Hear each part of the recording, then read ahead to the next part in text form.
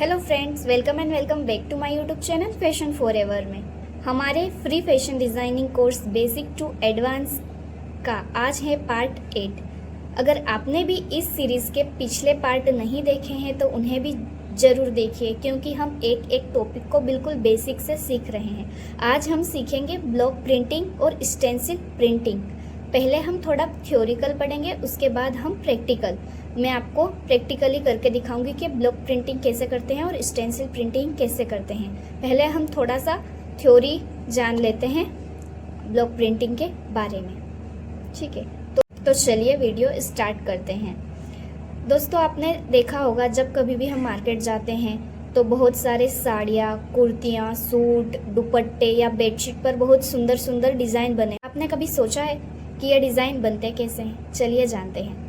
कुछ design machine से बनते हैं, ठीक है, जिन्हें डिजिटल प्रिंट बोलते हैं, ठीक है, और कुछ डिज़ाइन हाथों से बनाए जाते हैं। इन्हीं में से दो सबसे प्रसिद्ध तकनीकी हैं, ब्लॉक प्रिंटिंग और स्टेंसिल प्रिंटिंग। अगर आप भी फैशन डिज़ाइनर बनना चाहते हैं, अपना बुटीक खोलना चाहते हैं या घर से काम शुरू करना चाहते हैं तो इन दोनों तकनीकियों का ज्ञान होना बहुत ज़रूरी है। सबसे पहले जानते हैं कि प्रिंटिंग क्या होती है। देखिए दोस्तों, प्रिंटिंग का मतलब बहुत आसान है। जब हम किसी कपड़े के ऊपर रंगों की मदद से कोई डिज़ाइन, फूल, बेल, पत्तियाँ, ज्यामितीय आकृति या कोई भी पैटर्न बनाते हैं तो उसे फैब्रिक प्रिंटिंग कहा जाता है, ठीक है। यानी जिस कपड़े पर पहले कोई डिज़ाइन नहीं थी उसे हम प्रिंटिंग की मदद से आकर्षक बना देते हैं। अब बात करते हैं ब्लॉक प्रिंटिंग की। तो दोस्तों, ब्लॉक प्रिंटिंग कोई नई तकनीक नहीं है। यह दुनिया की सबसे पुरानी प्रिंटिंग तकनीकों में से एक मानी जाती है। माना जाता है कि इसकी शुरुआत लगभग 7वीं से 9वीं शताब्दी के बीच प्राचीन चीन में हुई थी। बाद में यह कला भारत पहुंची और यहाँ इतनी लोकप्रिय हुई कि आज भी पूरी दुनिया भारतीय हैंड ब्लॉक प्रिंटिंग की तारीफ करती है, ठीक है। भारत में यह कला कई सौ सालों से चली आ रही है। कुछ इतिहासकार इसे बहुत प्राचीन मानते हैं, जबकि मुगल काल में इसे नई पहचान मिली। उसी समय फूल, पत्तियां और बेल बूटों वाले सुंदर डिज़ाइन बहुत प्रसिद्ध हुए थे। अब जानते हैं भारत में ब्लॉक प्रिंटिंग कहाँ सबसे ज़्यादा प्रसिद्ध है। अगर कोई आपसे पूछे कि भारत में सबसे अच्छी ब्लॉक प्रिंटिंग कहाँ होती है तो सबसे पहला नाम आता है राजस्थान का।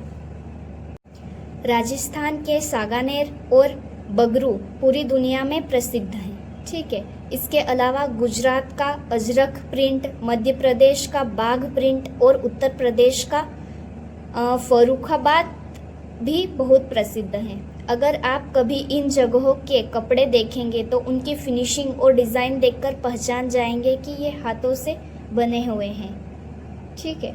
तो ब्लॉक प्रिंटिंग, ये हमने जाना कि भारत में कहाँ कहाँ ब्लॉक प्रिंटिंग सबसे ज़्यादा प्रसिद्ध है। अब हम जानते हैं ब्लॉक प्रिंटिंग के फ़ायदे। ब्लॉक प्रिंटिंग की सबसे बड़ी खासियत यह है कि हर डिज़ाइन यूनिक होती हैं। इसी वजह से हैंड ब्लॉक प्रिंटेड कपड़ों की कीमत भी ज़्यादा होती है। अगर आप घर से छोटा बिजनेस शुरू करना चाहते हैं तो ये बहुत अच्छा विकल्प है, ठीक है। अब जानते हैं स्टेंसिल प्रिंटिंग क्या होती है। पहले हम थ्योरिकल थोड़ा पढ़ लेते हैं, उसके बाद मैं प्रैक्टिकली आपको करके दिखाऊंगी। मान लीजिए कि आपके पास लकड़ी का ब्लॉक नहीं है तो आप क्या प्रिंटिंग नहीं कर सकते? बिल्कुल कर सकते हैं, क्योंकि यही पर काम आती है स्टेंसिल प्रिंटिंग। इसमें लकड़ी के ब्लॉक की ज़रूरत नहीं होती है।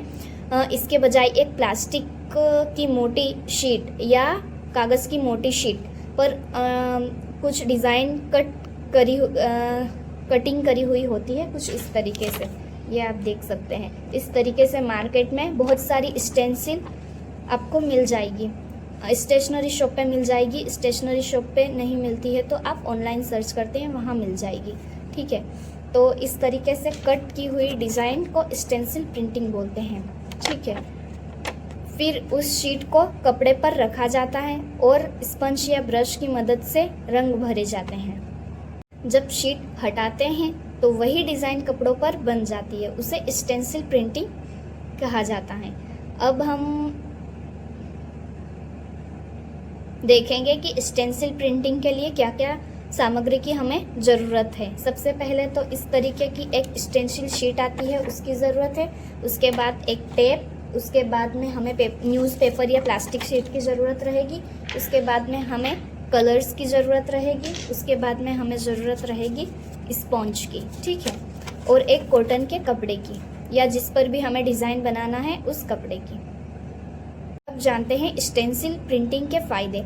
अगर आप बिल्कुल नए हैं तो मैं आपको सबसे पहले स्टेंसिल प्रिंटिंग से शुरुआत करने की सलाह दूंगी, क्योंकि इसे सीखना बहुत आसान है।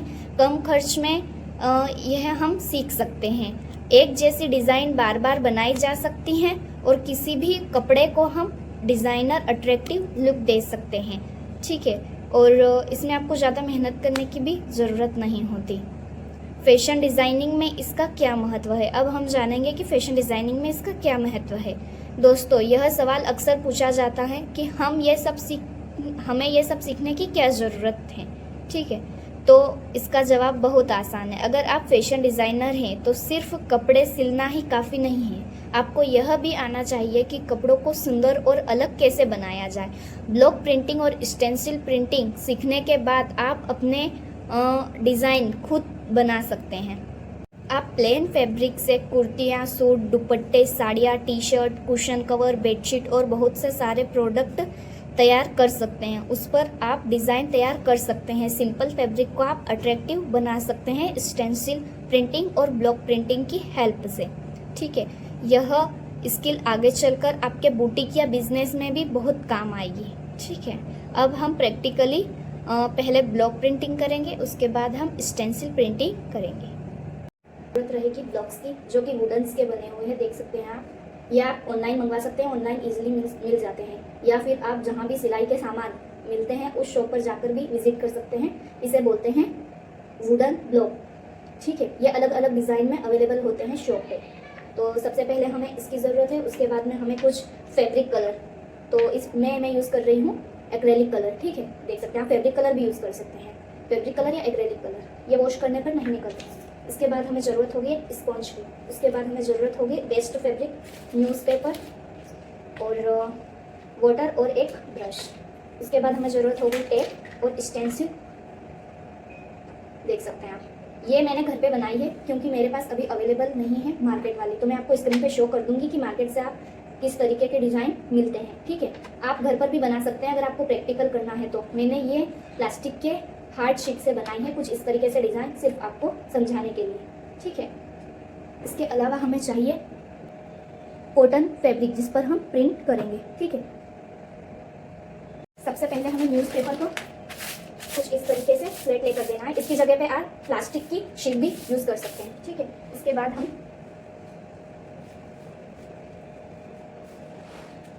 कॉटन फैब्रिक को कुछ इस तरीके से प्लेस करेंगे। जिस भी फैब्रिक पे आप ब्लॉक प्रिंटिंग या फैब्रिक प्रिंटिंग या स्टेंसिल प्रिंटिंग करते हैं उसे सबसे पहले वॉश करना है, आयरन करना है। उसके बाद ही हमें इस पर प्रिंट करना है, ठीक है। कुछ इस तरीके से हमने इसे रख दिया है।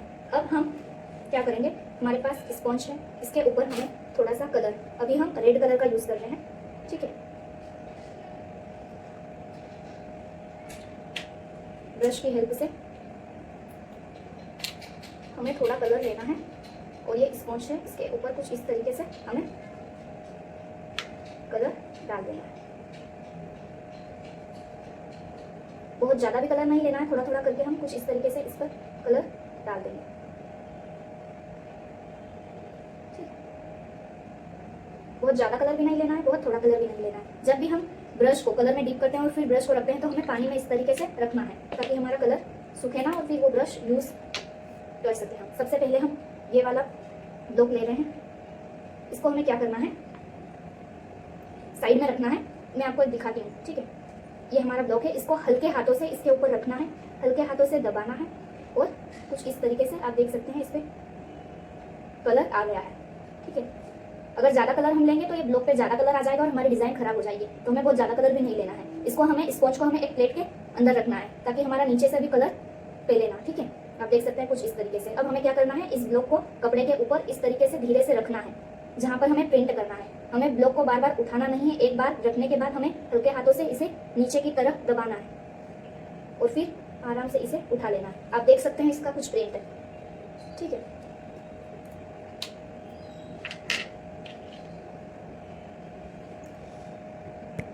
ब्लॉक प्रिंटर में क्या होता है, जब भी हम ब्लॉक प्रिंटिंग करते हैं तो सारे जो ब्लॉक है वो एक जैसे नहीं आते हमारे डिज़ाइन, कुछ कुछ इस तरीके से रह भी जाते हैं। तो आपको एक बार में आप सही नहीं आएगा, लेकिन आपको बार बार प्रैक्टिस करना है। बहुत सारे लोग क्या करते हैं कि स्पॉन्ज का यूज़ नहीं करते, डायरेक्ट कलर लेते हैं और ब्लॉक पे इस तरीके से ब्रश से अप्लाई करते हैं और ब्लॉक प्रिंट कर देते हैं। उससे क्या होता है, ये जो डिज़ाइन है इनके अलावा अंदर तक कलर चला जाता है और इतनी फिनिशिंग से प्रिंट नहीं होता है। ठीक है, थोड़ा कलर हम इसके ऊपर और डालेंगे, फिर कुछ इस तरीके से हमें हल्के हाथों से प्रेस करना है। उसके बाद हमें इस तरीके से डिज़ाइन मिल जाएंगे। एक बार में देख सकते हैं आप, एक बार में ही अच्छा आएगा, सेकेंड बार में आपको फिर से कलर में डिप करना है। अगर सेकेंड बार डायरेक्टली आप रख दोगे तो कुछ इस तरीके से बहुत हल्का प्रिंट हमें दिखाई देगा। ठीक है, उसके बाद जब भी हम ब्लॉक प्रिंट से कलर कर देते हैं तो ये जो ब्लॉक है इसे हमें अच्छे से वॉश करना है और धूप में सुखाना है, क्योंकि ये वुडन से बने होते हैं। इसे हम सही से वॉश करके धूप में नहीं रखेंगे तो ये बहुत जल्दी खराब हो जाएंगे। ठीक है, अब हम देखते हैं सेकेंड ब्लॉक का यूज़ करके सेकेंड डिज़ाइन बनाते हैं। जो कलर है वो इस ब्लॉक पे आ गया है। सबसे पहले हमें इसे कुछ इस तरीके से रखना है, प्रेस करना है और उठाना है। ठीक है, इसका डिज़ाइन इतने अच्छे से नहीं आया है क्योंकि इसके जो कुछ कुछ पार्ट है ना वो ज़्यादा उभरे हुए हैं और कुछ पार्ट नीचे की साइड है। तो हम फिर से प्रैक्टिस करते हैं। देख सकते हैं आप, मैंने ब्लॉक प्रिंटिंग में 3 तरीके के ब्लॉक्स का यूज़ किया है। उसमें से सबसे अच्छी डिज़ाइन ये वाले ब्लॉक की आई है, उसके बाद हमारी ये वाली। इसमें क्या होता है, आपको जब भी आप स्पॉन्ज पर कलर डालेंगे, ठीक है, तो आपको कलर में थोड़ा सा पानी ऐड कर देना है। उसके बाद आपको थोड़ा सा ज़्यादा क्वांटिटी में स्पॉन्ज पर कलर डालना है। उसके बाद आपको ब्लॉक लेना है, उसमें डिप करना है और इस तरीके से डिज़ाइन बनानी है। ठीक है, सबसे पहले आपको क्या करना है, वेस्ट फैब्रिक लेना है, उस पर आपको ट्राई करना है। जब आपका डिज़ाइन कुछ इस तरीके से बनने लग जाए उसके बाद आपको मेन फैब्रिक पर डिज़ाइन बनाने हैं, क्योंकि एक बार में आप अच्छे से नहीं बना पाएंगे। ठीक है, और कुछ ब्लॉक हमारे ऐसे होते हैं जिनकी कहीं कहीं पर प्रिंट अच्छे से नहीं आती है। तो पहले आपको चेक कर लेना है कि आपके डिज़ाइन अच्छे से आ रहे हैं बनकर या नहीं। तो ये होती है ब्लॉक प्रिंटिंग। ठीक है, देख सकते हैं आप एक थोड़ी सी डिज़ाइन में कितना अच्छा आपको लग रहा होगा।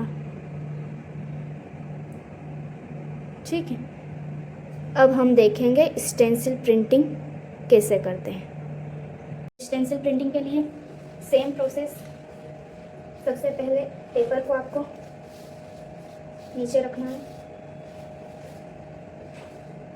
फिर हमें कुछ इस तरीके से फैब्रिक नीचे हमें न्यूज़पेपर रखना है हमेशा, क्योंकि हमारा जब भी हम कलर प्रिंट करते हैं तो हमारा कलर नीचे जगह पर ना हो और हमारे फैब्रिक बैक साइड से ख़राब ना हो। ठीक है, हमारा कलर जो है जब हम पेपर वगैरह का यूज़ नहीं करेंगे तो नीचे ज़मीन पर लग जाएगा। उसके बाद हम थोड़ा सा इधर उधर भी अगर हमारा कपड़ा हुआ तो हमारा कलर पूरा फैल जाएगा। स्टेंसिल के लिए सबसे पहले ये हमने स्टेंसिल लिया है। उसके बाद हमें ज़रूरत होगी एक टेप की। इस टेप को हमें कुछ इस तरीके से लगाना है।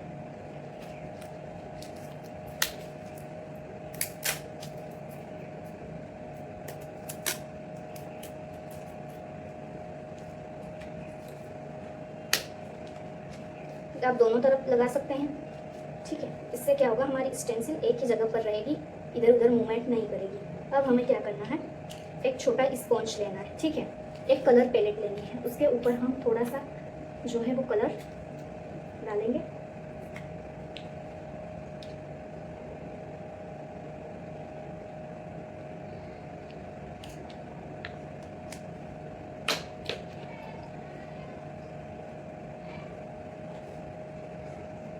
स्पॉन्ज को इस तरीके से पकड़ेंगे हम, इसमें कलर थोड़ा थोड़ा हम इस तरीके से लेंगे। देख सकते हैं आप, कुछ इस तरीके से मैंने स्पॉन्ज में कलर लिया है। फिर जहाँ पर हमारे डिज़ाइन है, पहले तो हम इस स्टेंसिल को अच्छे से इस तरीके से रखेंगे, फिर स्पॉन्ज लेके हल्के हल्के हाथों से